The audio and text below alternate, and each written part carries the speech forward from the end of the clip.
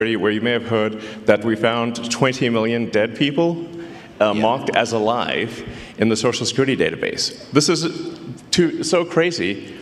And then you'll notice there's a strange trend here where how many Social Security numbers were issued. Do you want to? Yeah. So let me tell you what happened here. We started at the top of the system. You want to talk about a lot of maybe? We started at the top of the system, mapping the whole system of Social Security to understand where all the fraud was. And there's a lot of great people there that showed us really a lot of waste. And so that came up with a big list of stuff that we're working on. You've heard some of that already. But this is what jumped out at us. When we saw these numbers, we were like, what is this?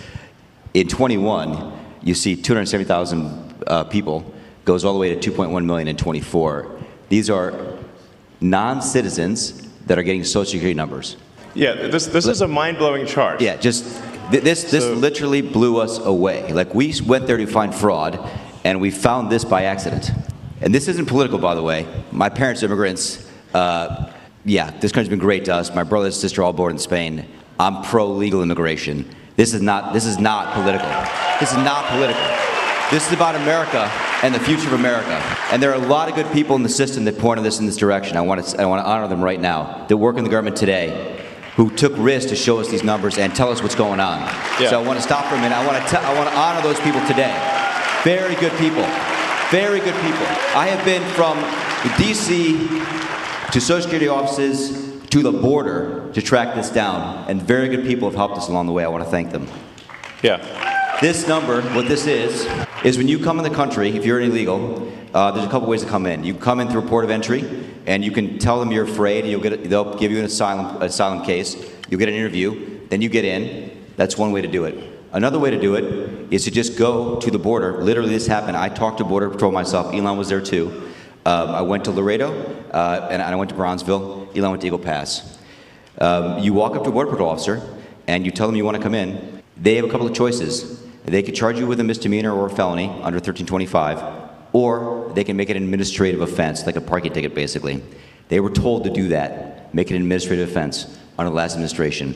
And then you go walk across the border, they do what's called a release from your own recognizance, and they give you an NTA, a notice to appear, which to appear to judge. The wait times on judges are like average 6 years. Look at Grok, you'll see it on immigration judges. There's only 700 of them. This is 5.5 million people.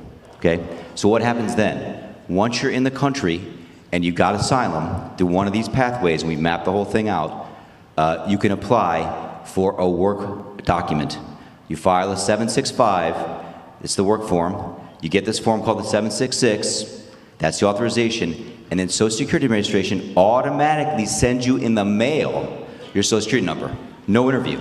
No ID. This is worth just reiterating. It's not people sometimes think that under the Biden administration that he was simply asleep at the switch.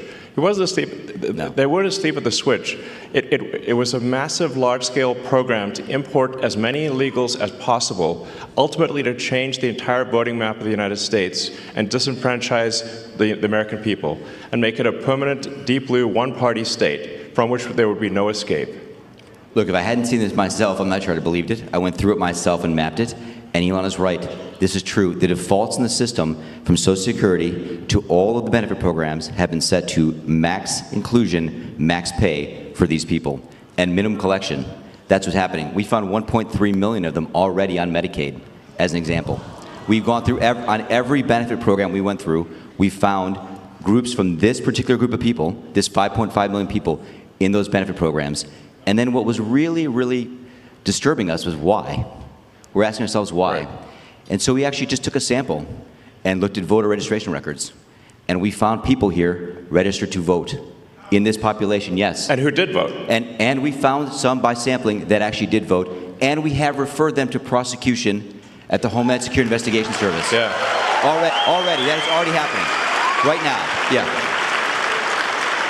And the truly disturbing thing, though, I just want you to know this, a truly disturbing thing to me, and the darkest thing about this to me, the voter fraud is terrible, but the human tragedy this created is extraordinary, because what you don't understand, and people don't know, and Americans need to know, that's why I'm here, is that human traffickers made $13 to $15 billion off of this, okay? That's the money that's going around the world, moving people around the world to our borders because of these incentives. How does it work? What happens? Hey, if you're in Africa and you're in Central America, you got to walk up through Mexico, through Central America. Who do you pay? You pay the narcos, you pay the traffickers, right? And we were told by ICE, it's between $20,000 and $500, depends where they pick you up, to walk across all those countries and get all the way up to the border. Where's that money goes? It goes to the cartels. It goes to human traffickers, right? There are 30,000 children that have not appeared on the notice to appear already. ICE knows this. 30,000 children, 270,000 children didn't even get notices to appear. ICE told us that kids are being trafficked back and forth across the border to complete families to make this easier. This is a human tragedy. It's not just the money, it's the people and the kids. And how many of these people died on the way up here that didn't make it in? What happened to them? We created a system here that created an incentive for people to come and be taken advantage of by these traffickers. And how do you think they get paid? Well, you're in Africa, Central America, you got $20,000 or $10,000 or $5,000 to pay these traffickers? No, you don't. What happens? You come in, then you owe them the money. You're an indentured servant. If you don't pay them, what happens? What do? They kill your mother, they kill your brother, they kill your family. What happens?